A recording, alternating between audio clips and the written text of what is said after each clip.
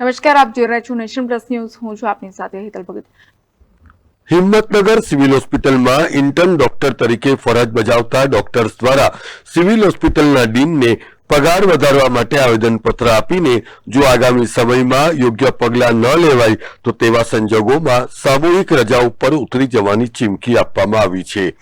સાબરકાંઠા સહિત ગુજરાતભરમાં આજે દરેક સિવિલ હોસ્પિટલમાં ફરજ બજાવતા ઇન્ટર્ન ડોક્ટર્સ દ્વારા દરેક જિલ્લા કક્ષાની મેડિકલ કોલેજમાં આવેદનપત્ર આપીને પગાર વધારા મામલે રજૂઆત કરવામાં આવી છે. છેલ્લા 3 વર્ષથી ફરજ બજાવતા ઇન્ટર્ન ડોક્ટર્સની માંગણી ન સંતોષાતા આખરે તેમણે સિવિલ હોસ્પિટલ અને મેડિકલ કોલેજના ડીનને આવેદનપત્ર આપીને પોતાની વ્યથા વ્યક્ત કરી છે. છેલ્લા કેટલાય સમયથી ઇન્ટર્ન્સ ડોક્ટરની આ માંગણીઓ પડતર હોવાને લઈને ઇન્ટર્ન્સ ડોક્ટર્સમાં પણ રોષનું મોજું ફરી વળ્યું છે. ત્યારે આવેદનપત્રના માધ્યમથી વ્યથા ઠાલવનાર ઇન્ટર્ન્સ ડોક્ટરની માંગને તાબડતોડ પૂરી કરવાની પણ રજૂઆત કરવામાં આવી છે.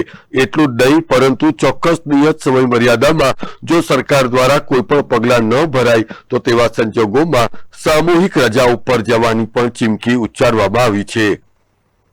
આજરોજ અમારા કોલેજના GMERS હિંમતનગરના ઇન્ટર્ન ડોક્ટર્સે એમના સ્ટાઇપન્ડને વધારાની માંગ માટે આવેદનપત્ર આપેલા છે. 3 આવેદનપત્ર છે. એક Indian medical association Gujarat state branch, એક HNGU પાટણ યુનિવર્સિટીનું અને એક અમારા પોતાના સ્ટુડન્ટ્સનું ઇન્ટર્ન્સ ડોક્ટર્સનું આવેદનપત્ર છે.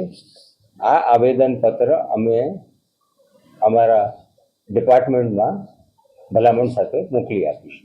Jitendra Solanki, nation plus news, Sabarkantha.